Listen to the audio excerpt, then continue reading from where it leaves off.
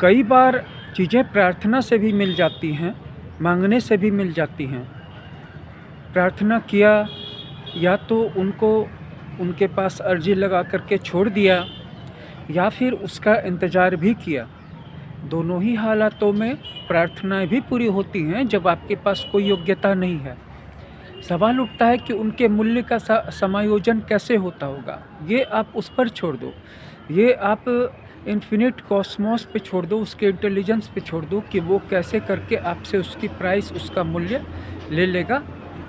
आपका काम है कि आपकी जो ज़रूरत है उसको एक्सप्रेस कर दो, जो नीड है।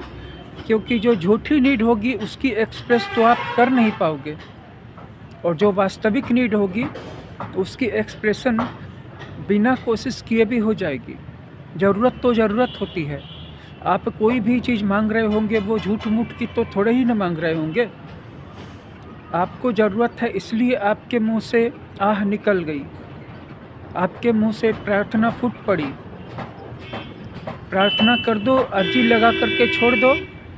अगर कुछ भी करने की पात्रता नहीं है तो यही उसके सामने रख दो कि मेरे पास तो कुछ करने की भी पात्रता नहीं है, ना ज्ञान है, ना ताकत है, ना समय है, ना शांति है, कुछ भी नहीं है।